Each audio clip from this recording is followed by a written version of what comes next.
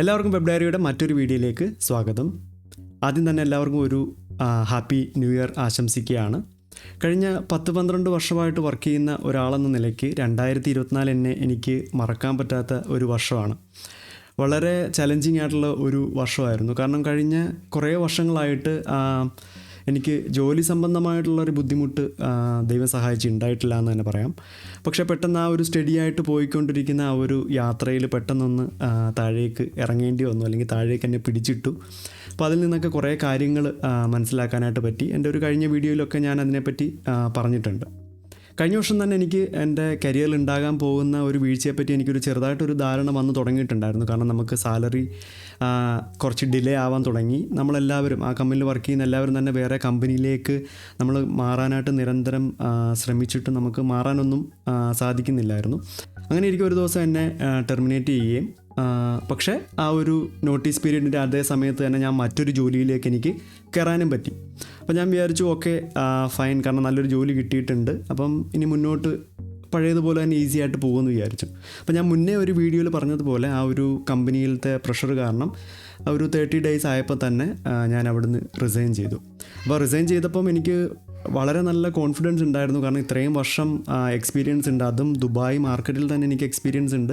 അപ്പോൾ വളരെ ഈസി ആയിട്ട് എനിക്ക് ജോലിയിലേക്ക് സ്വിച്ച് ചെയ്യാൻ പറ്റും എന്നുള്ളതാണ്. കാരണം എന്നെ ടെർമിനേറ്റ് ചെയ്തപ്പം കുറച്ച് ദിവസത്തിനുള്ളിൽ തന്നെ എനിക്ക് മറ്റൊരു ജോലി കണ്ടുപിടിക്കാനും പറ്റിയിരുന്നല്ലോ. പക്ഷേ അവിടെ നിന്ന് ഇറങ്ങിക്കഴിഞ്ഞു. 1 മാസമായി, 2 മാസമായി, 3 മാസമായി, 4 മാസമായി. 5ാമത്തെ മാസത്തിലാണ് എനിക്ക് മറ്റൊരു ജോലിയിലേക്ക് കടക്കാനുള്ള ഒരു സാധ്യത തന്നെ തുറന്നു കിട്ടിയത്. പിന്നീട് 6ാമത്തെ മാസത്തിലാണെന്ന് തോന്നുന്നുണ്ട് ഞാൻ മറ്റൊരു ജോലിയിലേക്ക് കയറിയത്. അപ്പോൾ ഈ ഒരു ട്രാൻസിഷൻ പീരീഡ് വളരെ യൂസ്ഫുൾ ആയിരുന്നു. കാരണം ഞാൻ കഴിഞ്ഞ കുറേ വർഷമായിട്ട് വർക്ക് ചെയ്യുന്ന ഒരാളെന്ന നിലയ്ക്ക് എനിക്ക് ഒരു ബ്രേക്ക് എടുക്കണം എന്നുള്ളൊരാഗ്രഹം ഉണ്ടായിരുന്നു. പക്ഷെ നമുക്കിങ്ങനെ സാലറി കിട്ടിക്കൊണ്ടിരിക്കുമ്പോൾ നമ്മളൊരിക്കലും ജോലി കളഞ്ഞിട്ട് വെറുതെ ഇരിക്കാം എന്ന് ചിന്തിക്കത്തില്ലല്ലോ. അപ്പം എൻ്റെ വിളി ദൈവം കേട്ടതായിരിക്കാം. എന്നെ ആ ഒരു ടെർമിനേഷനും പിന്നെ ഞാൻ ജോലി റിസൈൻ ചെയ്തതും അങ്ങനെ ഒരു 3-4 മാസം വരെ എനിക്ക് വലിയ ടെൻഷനൊന്നും ഇല്ലായിരുന്നു. ഞാൻ വളരെ കൂളായിരുന്നു. പക്ഷേ പിന്നീട് അങ്ങോട്ട് ഒരു 4-5 മാസമൊക്കെ ആവാറായപ്പോഴത്തേക്ക് ചെറിയൊരു ടെൻഷൻ തുടങ്ങി എന്നുള്ളത് സത്യമാണ്. നമ്മളിനി ഫീൽഡ് ഔട്ടായി പോവുകയാണോ എന്നുള്ളൊരു സംശയമൊക്കെ ഉണ്ടായിരുന്നു. പിന്നെ ആ ഒരു കിട്ടിയ സമയം ഞാൻ ഒരിക്കലും നഷ്ടപ്പെടുത്തിയിട്ടുണ്ടായിരുന്നില്ല. കുറച്ച് സമയം ഉറങ്ങി, കുറച്ചധികം സമയം. മറ്റേത് രാവിലെ ഒരു 6-6:45 എണീക്കണമല്ലോ. ഈ ജോലി ഇല്ലായിരുന്ന സമയത്ത് കുറച്ചധികം കിടന്ന് ഉറങ്ങി എന്നുള്ള സത്യമാണ്. പക്ഷേ ഉറങ്ങി എണീറ്റ് കഴിഞ്ഞാൽ പിന്നെ നമ്മൾ പാതിരാത്രി വരെ അത്യാവശ്യം നല്ലപോലെ കഷ്ടപ്പെടുന്നുണ്ടായിരുന്നു, നല്ലപോലെ പ്രിപ്പയർ ചെയ്യുന്നുണ്ടായിരുന്നു. അപ്പോൾ അതിൻ്റെയൊക്കെ ആ ഒരു ഭാഗത്ത് എനിക്ക് തോന്നുന്നു ആ ഒരു ജോലി ഇല്ലായിരുന്ന സമയത്ത് എന്നെക്കൊണ്ട് കുറേ നല്ല വീഡിയോസ് ചാനലിന് വേണ്ടി ചെയ്യാനും ഒക്കെ സാധിച്ച ഒരു സമയം കൂടിയാണ്. അപ്പോൾ അതുകൊണ്ടായിരിക്കും എനിക്ക് ആദ്യത്തെ കുറേ നാൾ ജോലി ഇല്ലാതിരുന്നിട്ടും ഞാൻ കുറച്ച് ആക്ച്വലി കൂടുതൽ എൻഗേജ്ഡ് ആയിരുന്നു. മറ്റേത് ഓഫീസ് വർക്ക് മാത്രമാണ് ഞാൻ ചെയ്തുകൊണ്ടിരുന്നത് എങ്കിൽ ഈ ഒരു സമയത്ത് ഞാൻ യൂട്യൂബിന് വേണ്ടിയിട്ടും അല്ലാതെ പഠിക്കാൻ വേണ്ടിയിട്ടും ഒക്കെ ഒരുപാട് സമയം കണ്ടെത്തിയിട്ടുണ്ടായിരുന്നു. ഞാൻ പറഞ്ഞതുപോലെ എനിക്കിപ്പം ഒരു ജോലിയിൽ ദൈവം സഹായിച്ച് എനിക്ക് കയറാൻ പറ്റിയിട്ടുണ്ട്. അതും ഞാൻ ആഗ്രഹിച്ച, അതായത് കുറേ വർഷങ്ങൾക്ക് മുമ്പ്, എനിക്ക് തോന്നുന്നൊരു 5 ആണോ 6 ആണോ എന്നറിയത്തില്ല, അത്രയും വർഷങ്ങൾക്ക് മുമ്പ് ഞാൻ ആഗ്രഹിച്ച ഒരു കമ്പനിയിലാണ് എനിക്ക് ജോലി ശരിക്കും പറഞ്ഞാൽ കിട്ടിയത്. അപ്പോൾ ഈ ഒരു സമയത്ത്, അതായത് ഈ ഒരു ജോലി ഇല്ലാതിരുന്ന സമയത്ത് മറ്റൊരു ഡെവലപ്പറിനേക്കാളും കൂടുതലൊരു അഡ്വാൻറ്റേജസ് എനിക്ക് കിട്ടിയ എന്താണെന്ന് വെച്ചാൽ ഒരുപാട് പേര് നമ്മളെപ്പറ്റി അന്വേഷിക്കുന്നുണ്ടായിരുന്നു ജോലി ആയോ എന്നുള്ള രീതിയിൽ. അപ്പോൾ അതിനകത്ത് എനിക്ക് ഈ ഒരു യാത്രയിൽ കുറേ പേരുടെ പേര് ഞാൻ മറക്കാതിരിക്കാൻ വേണ്ടിയിട്ട് എഴുതി വെച്ചിട്ടുണ്ട്.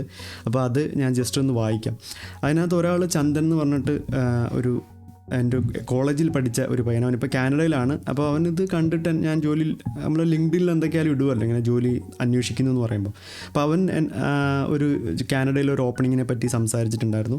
പിന്നെ ദുബായിൽ ട്രെയിനിൽ വെച്ച് പരിചയപ്പെട്ട നിഖിൽ എന്ന് പറഞ്ഞിട്ടൊരു പയ്യൻ, അവനും കണ്ടിന്യൂസ് ആയിട്ട് അവൻ്റെ പഴയ കമ്പനിയിൽ, അവനിപ്പോൾ നാട്ടിലാണ്, അവൻ്റെ ദുബായിലുണ്ടായിരുന്ന പഴയ കമ്പനിയിലൊക്കെ സംസാരിച്ചിട്ട് ഒരു ജോബ് ഓപ്പർച്യൂണിറ്റി ഉണ്ടോ എന്ന് തിരക്കിയിട്ടുണ്ടായിരുന്നു. പിന്നെ എൻ്റെ കൂടെ പഴയ കമ്പനിയിൽ വർക്ക് ചെയ്തിട്ടുണ്ടായിരുന്ന കുറച്ച് പേര്, അപ്പം പഴയ കൊളീഗ്സ്. അപ്പം ഇതൊക്കെ നിങ്ങളുടെ ലൈഫിലും ഉണ്ടാവാറില്ല. നമ്മുടെ കൂടെ പഠിച്ച ആൾക്കാരോ നമ്മുടെ കമ്പനിയിലുള്ള ആൾക്കാരെയൊക്കെ നമ്മളെ സഹായിക്കാനായിട്ടുണ്ടായിരിക്കും. പക്ഷേ എൻ്റെ അഡ്വാൻറ്റേജ് എന്താണെന്ന് വെച്ചാൽ ഞാനൊരു യൂട്യൂബർ ആയതുകൊണ്ടും ഞാനിങ്ങനെ കുറേ കാലമായിട്ട് നിങ്ങളെയൊക്കെ പഠിപ്പിക്കുന്നത് കൊണ്ടും കുറേ സബ്സ്ക്രൈബേഴ്സ് എന്നോട് കുറേ ഓപ്പർച്യൂണിറ്റീസ് എനിക്ക് അയച്ച് തരുന്നുണ്ടായിരുന്നു. അതിനകത്ത് പ്രധാനപ്പെട്ട ഒരാളാണ് ശരിക്കും, അയാളാണ് ഒരു കാരണം, ഒരു മെയിൻ റീസൺ അയാൾ തന്നെയാണ്. എഫേർട്ട് ഞാൻ നല്ലതുപോലെ ഇട്ടിട്ടുണ്ടെങ്കിലും ഒരു ടേണിംഗ് പോയിൻ്റ് എന്ന് പറഞ്ഞാൽ, എന്നും ഞാൻ പഠിക്കാനായിട്ടിരിക്കുമ്പോൾ ഞാൻ ലിങ്ക്ഡിനിൽ പോയിട്ട് നമ്മൾ ജോബൊക്കെ അപ്ലൈ ചെയ്യും.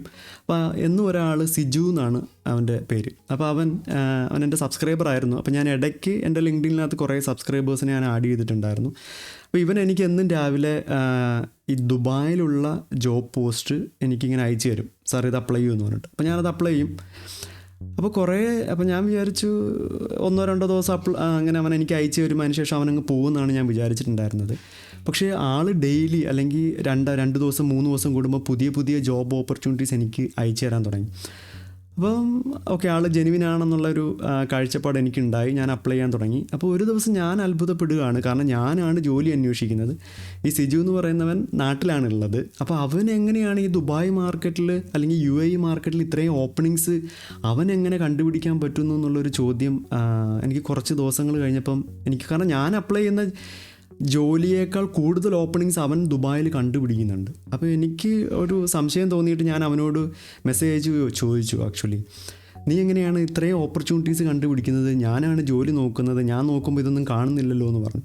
അപ്പോൾ അവൻ പറഞ്ഞതെന്ന് വെച്ചാൽ അവൻ 1 year മുന്നേ തന്നെ എന്ത് ചെയ്തു എന്ന് വെച്ചാൽ അവന് ദുബായിലേക്ക് വരണം. അവൻ ഓൾറെഡി ഒരു Node.js ഫ്രണ്ട് എൻഡൊക്കെ വർക്ക് ചെയ്യുന്ന ഒരാളാണ്.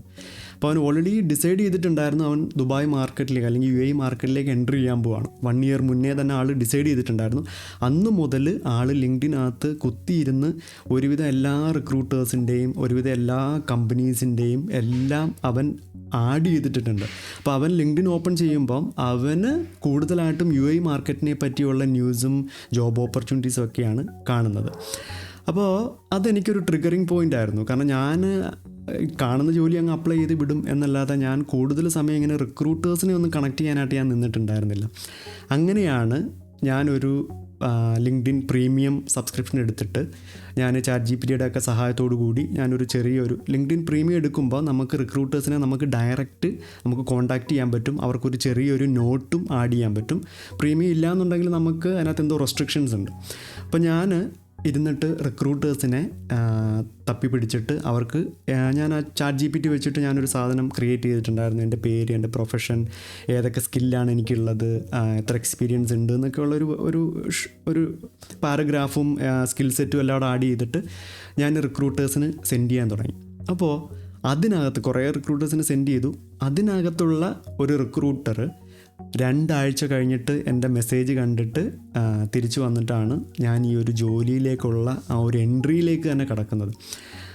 അപ്പോൾ അത് കറക്റ്റ് ഒരു ഇൻഫർമേഷനാണ് അവൻ എനിക്ക് പാസ് ചെയ്തിട്ടുണ്ടായിരുന്നത്. അപ്പോൾ അത് ഞാൻ അപ്ലൈ ചെയ്തപ്പം അതെനിക്ക് ക്ലിക്കായി എന്നുള്ളതാണ് വലിയൊരു കാര്യം. ഒരു 2 ആഴ്ച കഴിഞ്ഞിട്ട് എക്സാക്ട്ലി ഞാൻ ഈ ഡിസൈൻ സിസ്റ്റത്തിനകത്തൊക്കെ വർക്ക് ചെയ്ത് ഞാൻ നമ്മുടെ ചാനലിൽ ഞാൻ പഠിപ്പിച്ചിട്ടുണ്ടല്ലോ ഡിസൈൻ സിസ്റ്റം എങ്ങനെയാണ് ബിൽഡ് ചെയ്യുന്നത് എന്നൊക്കെ ഉള്ളത്. ആറ്റംസ്, മോളിക്യൂൾസ് അങ്ങനെയൊക്കെ ക്രിയേറ്റ് ചെയ്യുക, ഓർഗാനിസംസ്, ടെംപ്ലേറ്റ്സ് ഒക്കെ ക്രിയേറ്റ് ചെയ്യുന്നത് എങ്ങനെയാണെന്ന് നമ്മുടെ ചാനലിൽ ഞാൻ കാണിച്ചു തന്നിട്ടുണ്ട്. അപ്പോൾ എനിക്ക് ഭയങ്കര ഇഷ്ടമുള്ളൊരു കാര്യമാണ് ഈ ഡിസൈൻ സിസ്റ്റത്തിൽ വർക്ക് ചെയ്യുക എന്നുള്ളത്. സോ അത് സെയിം ഓപ്പർച്യൂണിറ്റിയാണ് ആ ഒരു റിക്രൂട്ടറിനും ഉണ്ടായിരുന്നത്. സോ അങ്ങനെ ഞാൻ അതിലേക്ക് ലാൻഡ് ചെയ്തു. അപ്പോൾ വലിയൊരു താങ്ക്സ് ഞാൻ സിജുവിന് പറയുകയാണ് കേട്ടോ. പിന്നെ നമ്മുടെ ചാനലിലുണ്ടായിരുന്ന അല്ലെങ്കിൽ ലിങ്ക്ഡിൻ അല്ല, നമ്മുടെ ടെലിഗ്രാമിലൊക്കെ എന്നോട് സംസാരിക്കാനുള്ള സൂര്യ എന്ന് പറയുന്ന ഒരു പയ്യൻ, വളരെ ഇപ്പോൾ +2 ഒക്കെ കഴിഞ്ഞിട്ടുള്ളൂ എന്ന് തോന്നുന്നുണ്ട്. അപ്പോൾ അവൻ എനിക്ക് അയച്ചു തന്നു. പിന്നെ ഷിജിൻ എന്ന് പറഞ്ഞിട്ട് ഒരു യൂട്യൂബർ, പിന്നെ ഹെൽന എന്ന് പറഞ്ഞിട്ടൊരു യൂട്യൂബിലെ സബ്സ്ക്രൈബർ, പിന്നെ എൻ്റെ പഴയ കമ്പനിയിലുണ്ടായിരുന്ന, അതായത് ഞാൻ റിസൈൻ ചെയ്തു എന്ന് പറഞ്ഞില്ല, ഒരു 30 ദിവസം അവിടെ വർക്ക് ചെയ്ത അബു എന്ന് പറഞ്ഞിട്ടുള്ളൊരു പയ്യൻ ഹെൽപ്പ് ചെയ്യാനായിട്ട് ശ്രമിച്ചിട്ടുണ്ടായിരുന്നു. പിന്നെ എൻ്റെ അതിന് തൊട്ട് മുമ്പുണ്ടായിരുന്ന ഒരു കമ്പനിയിലെ ഷാബിൽ എന്ന് പറഞ്ഞിട്ടൊരു പയ്യൻ, പിന്നെ ഇബ്രാഹിം ഒരു എൻ്റെ ലിങ്ക്ഡിനിലുണ്ട്, ആൾ എന്നോട് ടെലിഗ്രാമിലൊക്കെ സംസാരിക്കുന്ന ആളാണ്. പിന്നെ ജുനൈദ് എന്ന് പറഞ്ഞിട്ട് എൻ്റെ ഫസ്റ്റ് കമ്പനിയിൽ വർക്ക് ചെയ്തിട്ടുണ്ടായിരുന്ന ആളിപ്പോൾ ഓസ്ട്രേലിയയിലാണ്. പിന്നെ നികിത ശർമ്മ എന്ന് പറഞ്ഞിട്ട് ഒരു എൻ്റെ ഫസ്റ്റ് കമ്പനിയിലുണ്ടായിരുന്ന ഇത്ര ആൾക്കാരാണ് എന്നോട് സ്ഥിരം ജോലിയായോ എന്ന് ചോദിക്കുന്നത്. പിന്നെ അതല്ലാതെ തന്നെ കുറേ ടെലിഗ്രാമിലും ഇൻസ്റ്റയിലൊക്കെ കുറേ പേര് ചോദിച്ചിട്ടുണ്ട്. ഞാൻ എല്ലാവരുടെയും പേര് ഞാൻ എഴുതി വെച്ചിട്ടുമില്ല. പിന്നെ കുറേ പേരൊക്കെ എന്നോട് ടെലിഗ്രാമിൽ ഞാൻ ഭയങ്കര ഫ്രസ്ട്രേറ്റഡ് ആയിരുന്ന സമയത്ത് സാർ എൻ്റെ പ്രൊഫൈലൊന്ന് തരാമോ, അല്ലെങ്കിൽ എൻ്റെ നമ്മുടെ CV ഒന്ന് കൊടുക്കാമോ എന്ന് പറഞ്ഞപ്പോൾ ഞാൻ കൊടുത്തിട്ടുണ്ടായിരുന്നു. കാരണം ഞാൻ ഏതെങ്കിലും ഒരു ഓപ്പർച്യൂണിറ്റിക്ക് വേണ്ടിയിട്ട് വെയിറ്റ് ചെയ്തിരിക്കുകയായിരുന്നു. അപ്പോൾ അങ്ങനെ കുറേ ആൾക്കാർ നമുക്ക് ചുറ്റും ഉണ്ട് എന്നുള്ളൊരു തോന്നൽ ഈ ഒരു ട്രാൻസിഷൻ പീരീഡിൽ ഉണ്ടായിരുന്നു. പിന്നെ ആരൊക്കെയാണ് നമ്മുടെ കൂടെ നിൽക്കുക, ആരൊക്കെയാണ് നമ്മുടെ കൂടെ നിൽക്കാത്തതെന്നുള്ളൊരു ധാരണ എനിക്കുണ്ടായി. പിന്നെ കഴിഞ്ഞ 9 വർഷം നമ്മൾ സമ്പാദിച്ച അതൊക്കെ നമുക്ക് എങ്ങനെയാണ് നമുക്ക് കുറച്ചുകൂടി ഒരു നല്ല രീതിയിൽ എങ്ങനെ നമുക്ക് മുന്നോട്ട് നോക്കി കാണാമായിരുന്നു എന്നൊക്കെയുള്ളൊരു ഒരുപാട് കാര്യങ്ങൾ ഞാൻ ഈ ഒരു ട്രാൻസിഷൻ പീരീഡിൽ പഠിച്ചു എന്നുള്ളതാണ്. ശരിക്കും പറഞ്ഞാൽ ഞാൻ ഈ ഒരു ജോലിക്ക് കയറിയിട്ട് ഇപ്പം ഏകദേശം 4 മാസം കഴിഞ്ഞു. പക്ഷേ എനിക്ക് കുറേ പേര് എനിക്ക് ഇപ്പോഴും മെസ്സേജ് അയക്കാറുണ്ട്, കമൻ്റായിട്ടോ അല്ലാതൊക്കെ, സാറിന് ജോലി കിട്ടിയോ എന്ന് ചോദിച്ചിട്ട്. അപ്പോൾ എല്ലാവർക്കും ഒന്നും എനിക്ക് റിപ്ലൈ കൊടുക്കാൻ പറ്റാത്ത ഒരവസ്ഥയായിരുന്നു. കാരണം ഞാനൊരു കമ്പനിയിൽ, ഏതൊരു കമ്പനിയായാലും ഞാൻ ജോലിക്ക് കയറി കഴിഞ്ഞാൽ ഫസ്റ്റ് 6 months ഞാൻ കുറേ നേരം എക്സ്ട്രാ എഫേർട്ട് ഇട്ട് ഒരു ബേസ് ഉണ്ടാക്കാൻ വേണ്ടിയിട്ട് ഞാൻ ശ്രമിക്കാറുണ്ട്. അപ്പോൾ ഇതൊരു വലിയൊരു ഓർഗനൈസേഷൻ ആയതുകൊണ്ട് തന്നെ എൻ്റെ ഉള്ളിലൊരു ഭയം കൂടിയിട്ടുണ്ട് സത്യം പറഞ്ഞാൽ. അപ്പോൾ ഞാൻ ചെയ്യുന്ന ഓരോ കാര്യങ്ങളും വളരെ ശ്രദ്ധിച്ചും കണ്ടുമൊക്കെയാണ് ഞാൻ ചെയ്യാനായിട്ട് ശ്രമിക്കുന്നത്. അപ്പോൾ അതുകൊണ്ട് തന്നെ ഞാൻ ഓഫീസിൽ നിന്ന് വന്നിട്ട്, പിന്നെ എൻ്റെ ഫാമിലിയും ഇവിടെ വന്നിട്ടുണ്ട്. അപ്പോൾ എനിക്ക് ചെറിയൊരാളുണ്ട്.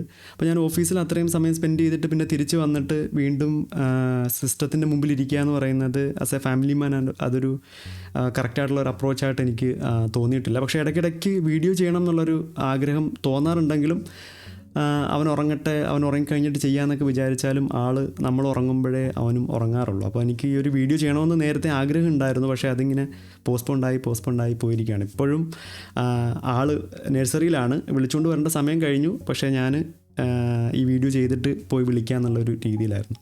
കാരണം ഇത്രയും പേര് ചോദിക്കുമ്പം നമ്മൾ അവരോടൊരു ഉത്തരം പറയേണ്ട ഒരു മര്യാദയുണ്ടല്ലോ. അതുകൊണ്ടാണ് ഞാൻ പെട്ടെന്ന് ഈ ഒരു വീഡിയോ ചെയ്യാമെന്ന് തന്നെ വിചാരിച്ചത്. അപ്പോൾ കുറച്ച് ഡിലേ എന്തായാലും എൻ്റെ ഭാഗത്തുനിന്ന് ഇനി വീഡിയോസ് ഉണ്ടാക്കുന്നതിലുണ്ടാവും. പക്ഷെ പറയാതിരിക്കാൻ പറ്റത്തില്ല, എൻ്റെ കഴിഞ്ഞ ജോലിയാണെങ്കിലും എൻ്റെ ഈ ഒരു ജോലിയാണെങ്കിലും യൂട്യൂബിൽ ഞാൻ ആക്റ്റീവായിട്ട് നിന്നത് കൊണ്ട് മാത്രം എനിക്ക് കിട്ടിയ നല്ല 2 ഓപ്പർച്യൂണിറ്റീസാണ്. കാരണം യൂട്യൂബിൽ വേണ്ടിയിട്ട് ഞാൻ അത്രയും കഷ്ടപ്പെട്ട് കണ്ടൻറ്റ് ക്രിയേറ്റ് ചെയ്യുമ്പം നിങ്ങൾക്ക് കൂടുതൽ നോളജ് കിട്ടുന്നുണ്ടെങ്കിലും അതിനേക്കാളൊക്കെ 10 മടങ്ങ് നോളജും ഒരു കോൺഫിഡൻസും. കാരണം എൻ്റെ ഈ ഒരു ഡിസൈൻ സിസ്റ്റത്തിൻ്റെ ഇൻ്റർവ്യൂവിലൊക്കെ എനിക്ക് വളരെ കോൺഫിഡൻ്റായിട്ട് തന്നെ ആ ഒരു ഇൻ്റർവ്യൂ റൗണ്ട്സിലൊക്കെ എനിക്ക് പെർഫോം ചെയ്യാനായിട്ട് പറ്റിയിട്ടുണ്ടായിരുന്നു. ഞാൻ യൂട്യൂബിന് വേണ്ടിയിട്ട് വർക്ക് ചെയ്തിട്ടുള്ള പല കണ്ടൻറ്റും എന്നെ ഹെൽപ്പ് ചെയ്തായിരുന്നു. പിന്നെ ആ ഒരു ഫൈനൽ റൗണ്ടിൽ അവരെൻ്റെ ലിങ്ക്ഡിൻ പ്രൊഫൈൽ ചെക്ക് ചെയ്തപ്പം എൻ്റെ യൂട്യൂബ് വീഡിയോസ് കണ്ടിട്ട് അതെനിക്ക് വലിയൊരു പ്ലസ് പോയിൻ്റ് ആയിരുന്നു. ശരിക്കും പറഞ്ഞാൽ എൻ്റെ ഒരു കൺസൾട്ടൻസിക്കാണെങ്കിലും ക്ലയൻറ്റ് ബേസ്ഡ് ആണെങ്കിലും അവരും വളരെയധികം ഹാപ്പി ആയിരുന്നു എൻ്റെ ഒരു കണ്ടൻറ്റ് ക്രിയേഷൻസ് ഒക്കെ കണ്ടിട്ട്. അപ്പം ഒരിക്കലും യൂട്യൂബ് എനിക്ക് സ്റ്റോപ്പ് ചെയ്യാൻ പറ്റത്തില്ല. അത്രയും കാര്യങ്ങളാണ്, അത്രയും നല്ല ഒരു മാറ്റമാണ് എനിക്ക് യൂട്യൂബറായിട്ട് എൻ്റെ കരിയറിൽ എനിക്ക് ലഭിച്ചിട്ടുള്ളത്. അപ്പോൾ എന്നെക്കൊണ്ട് പറ്റുന്ന സമയത്ത് ഞാൻ വീഡിയോസ് ചെയ്യാം. ഇപ്പം പക്ഷേ കുറച്ച് തിരക്കിലായതുകൊണ്ട് വീഡിയോസിന് വരുന്നത് കുറച്ച് ഡിലേ ഉണ്ടായിരിക്കും. അപ്പോൾ ഇത്രയും കാര്യങ്ങളാണ് എനിക്ക് പറയാനുള്ളത് ഈ ഒരു വീഡിയോയിൽ. അപ്പോൾ സപ്പോർട്ട് ചെയ്ത എല്ലാവർക്കും ഒരുപാട് നന്ദി പറയുകയാണ്. അപ്പം നിങ്ങൾക്കെല്ലാവർക്കും 2025 ഒരു നല്ലൊരു വർഷമാകട്ടെ എന്ന് ഞാൻ ആശംസിക്കുന്നു. അപ്പോൾ എല്ലാവർക്കും ഒരിക്കൽ കൂടി bye and happy new year.